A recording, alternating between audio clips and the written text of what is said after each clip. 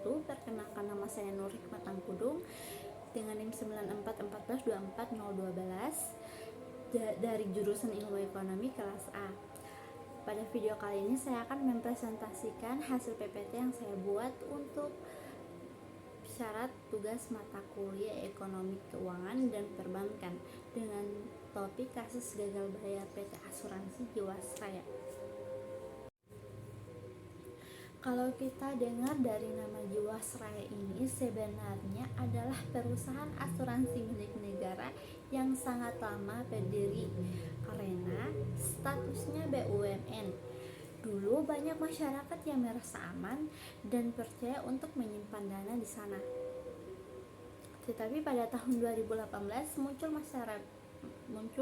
masalah besar ketika Jiwasraya tidak mampu membayar klaim dari produk yang namanya JS Saving Plan. Dari situ status kasus ini mulai terbuka dan jadi perhatian nasional. Sebenarnya gagal bayar itu artinya perusahaan tidak sanggup memenuhi kewajibannya sesuai perjanjian. Dalam konteks asuransi, berarti tidak bisa membayar klaim ketika sudah jatuh tempo. Biasanya ini terjadi karena kondisi keuangan perusahaan tidak sehat, bisa jadi karena salah kelola investasi atau manajemen risiko yang kurang baik. Yang menarik, masalah Jiwasraya ini sebenarnya bukan muncul tiba-tiba di tahun 2018. Indikasinya sudah ada sejak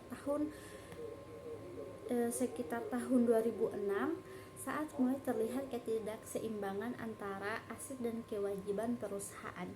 Tetapi masalah ini tidak diselesaikan secara menyeluruh.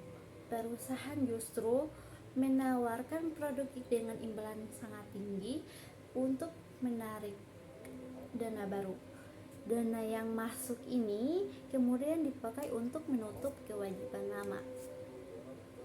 Pola seperti ini yang membuat kondisi keuangan semakin rapuh sampai akhirnya di tahun 2018 perusahaan tidak mampu membayar klaim sekitar 802 miliar dan total potensi kerugiannya diperkirakan lebih dari 12 triliun.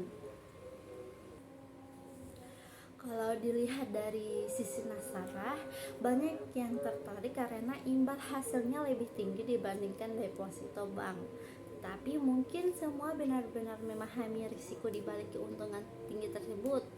Sementara dari sisi perusahaan ada kesalahan dalam penempatan investasi karena dana ditempatkan pada saham berisiko tinggi dan instrumen yang kinerjanya kurang baik.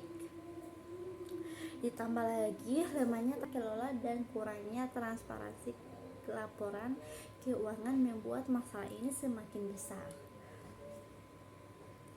Dampaknya tentu sangat luas, banyak nasabah merasa dirugikan, kepercayaan masyarakat terhadap industri asuransi menurun dan citra BUMN juga ikut terdampak.